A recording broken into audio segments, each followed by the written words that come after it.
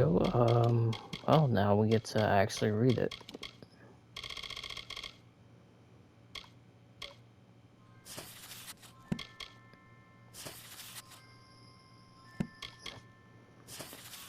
Among meticulous entries of mine shafts and prismatic loads, extracted a handful of personal entries stand out. Third Winter 203.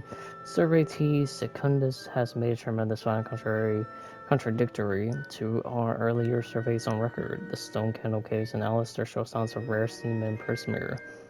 Word and samples have been sent to the forum in Edessa via secure messenger, and their answer is all but certain. Buy land, start the mines, and tell no one. With everyone focused on the war, nobody knows on their mind, and we should be able to make a killing. First Spring 204, Templar Ossentine not only demanded the establishment of Stone Candle Mine, but has also personally funded construction of a new laboratory in Alistar. This should prevent the nearby town from asking too many questions about the mine, although we still keep a second log in case of prying eyes. Regrettably, this makes for lax reporting at best. One can hope that this will not reflect poorly in our reviews. Second, Autumn 207. A new scholar has arrived in Alistar Tower with much fanfare. Word from Ossentine is that Famirius Hughes' research is too important to be interrupted by day-to-day matters. Even though he won't tell us what that research is exactly, meanwhile, kobolds continue to be a nuisance, ambushing our mires at the mouth of the cavern. We have too few Praetorians to handle a pack of the beasts, and there's no way I'm letting them station Fregorta down there. Bad enough chipping away in the dark without one of those crazy B1 men sneaking up on you.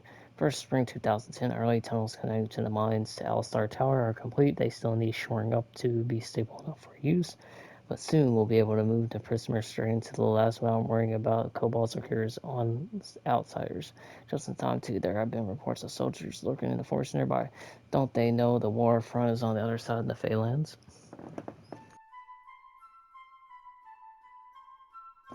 And that's how the Tuatha began to go there. They keen interpreted travelers, seasoned adventurers, of brave men and women of Amalur. A fiend is loose in the frostbreak sea. Dead Kill has returned in his crew of hangman trial a bloody lake. Trail Bloody Lake. Will you let this stand? The Alpha Merchant Navy seeks dauntless souls in the pursuit of the pirate king. Do not delay. Draw your swords, raise your sails, set a course for glory. Visit Wraithir today.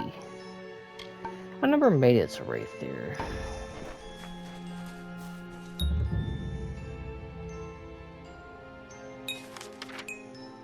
Everyone just stand back. The warden can't work when you're crowding so close. Go back to your business. Go on. I'm gonna go ahead and save it just in case I get attacked.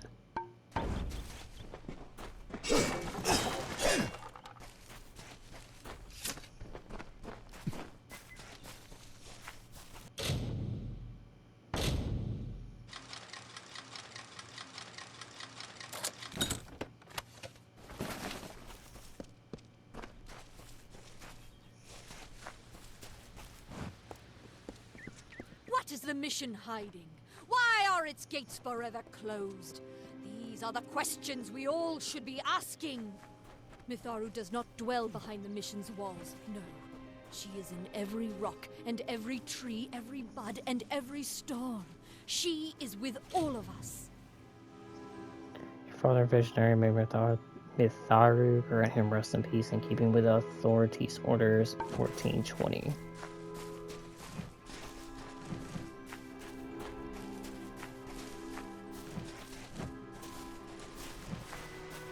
Oh, I'll talk to the townsfolk a little bit later. I was just seeing if there's anything over here. There looks to be something over here. Dr. Avery, I guess one Avery, I came to Gorhart to look after your Kenrika as wonderful as she describes. Yes, she is a shadow. She misses you, my friend, as do we all. I will watch over her since you cannot, and I will visit you often. This war be damned. Who would have guessed I would come to a mission and trade a prison for a cloister? If only we had both escaped. Alas, the bars were too strong. The Tuatha too cruel. Your brother in arms, Mason.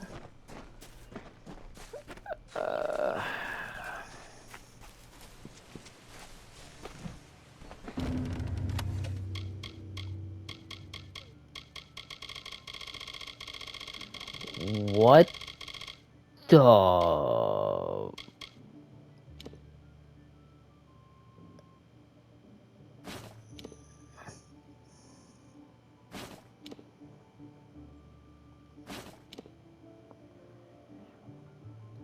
Um...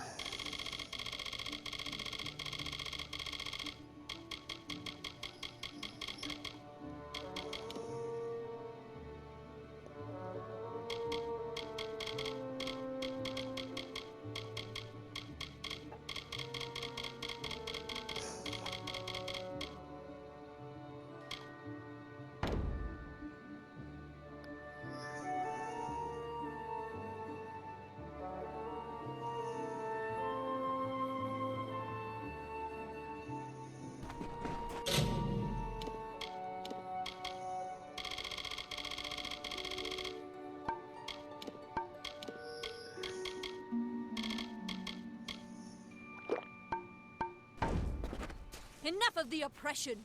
Enough of the lies! Enough of the spiritual hoarding and claims of superiority! Mitharu does not judge. She loves.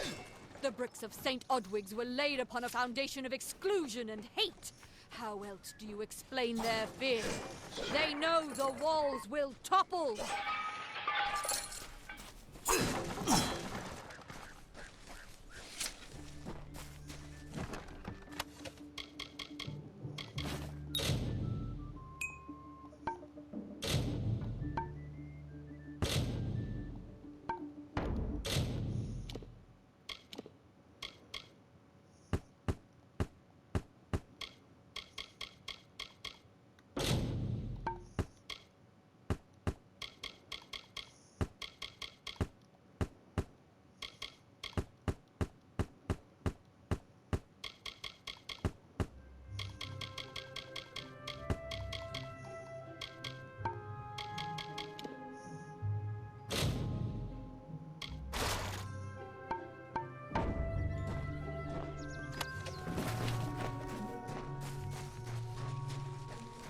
Oh, I didn't mean to do that. I meant to actually break it down so I could get parts, because none of that's part of the gameplay. Welcome to Gorhart.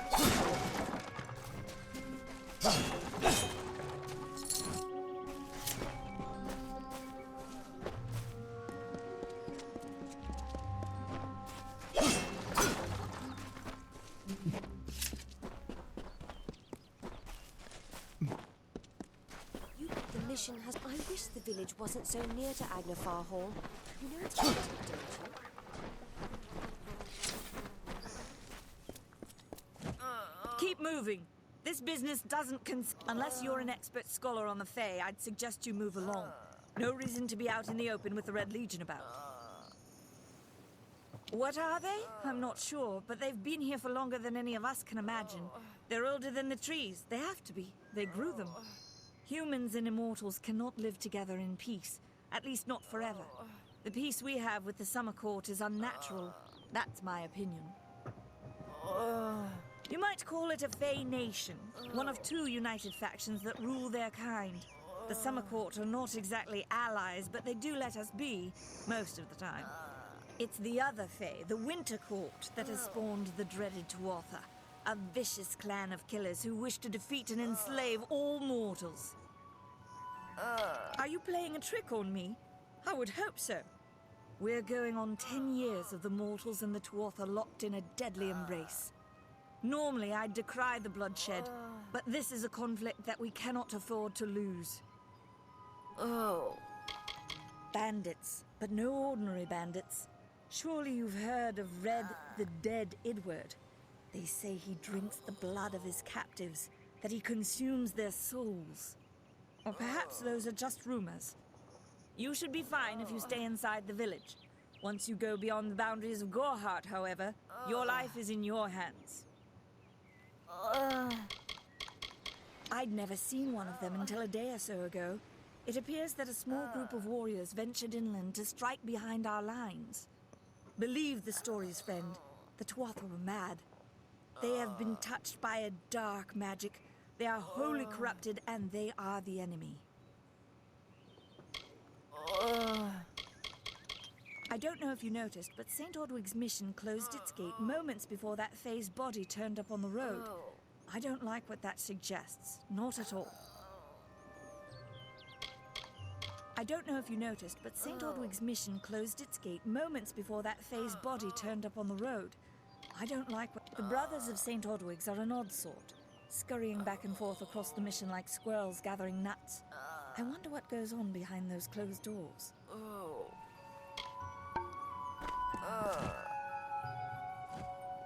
I don't care what you race. It's a tragedy whenever anyone's savage like this. Just look at the poor creature. She's been beaten to the brink of death. The Fae may be strange, but they certainly don't deserve this. I don't know what the Tuatha will be doing this far from the front lines. It must be something vital to their interests. They're a wicked breed, though, and I pity the man who meets up with them in these darkened forests. What the fuck's up with your eye? Don't fucking raise your eyebrow. I've seen many bandit clans in the Crystal War and back home, but these men are a particular breed. They're like their victims, weak and bloody. The Red Legion has been a presence in the area for several weeks now. Our people are scared to show their faces after dark. I'm the Warden of Goreheart, and a poor one at that. I've been back from the war for only 6 months and been Warden for less than 2. Now here I am with an injured Fae on my doorstep. I'm a disgrace. We keep a precarious peace with the Court of Summer, one that's tested every day. I lie awake at night worrying what kind of disaster awaits me in the morning. But we're a good community full of good people. We have our eccentrics, sure, but we work hard and live quietly. That's the best anyone can do these days.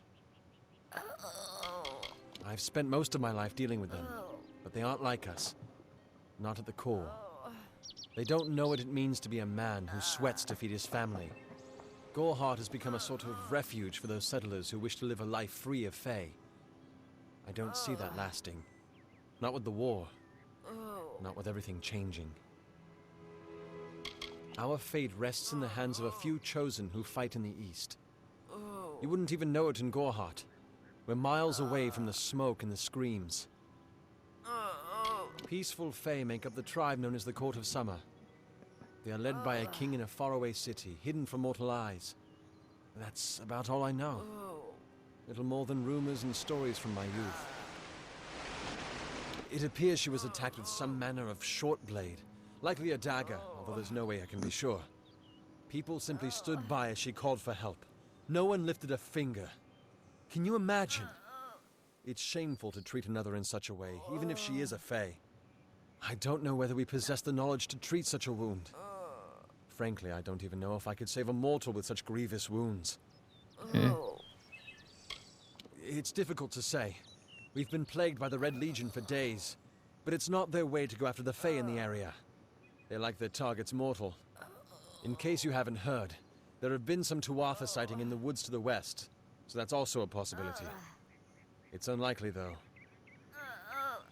Well, you're the only one. With all the troubles we've suffered in this village, people are weary of adversity. They'd rather just ignore it. I'm going to suggest something a bit... untraditional. There's a Fae named Eri. She spends her days up on the hill overlooking the village. Seek her wisdom. I would do it, but... I am a coward. That's the truth. Perhaps a Fae will know how to heal a Fae. If not, then we're back where we started. She spends her days in the precipice overlooking the village. She doesn't think we're aware of her presence, but we most certainly are. Hope you stay in town.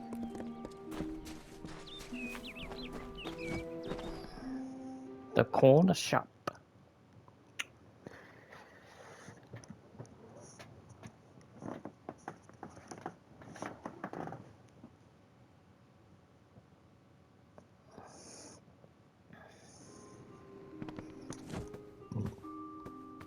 Hello.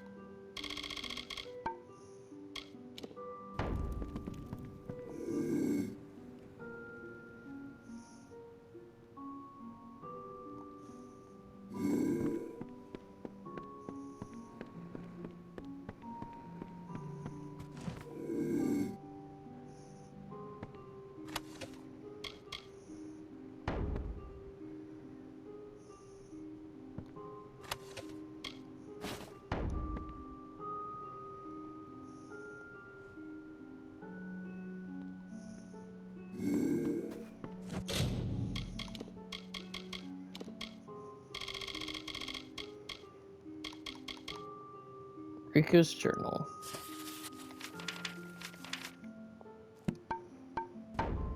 Alright. See y'all next video.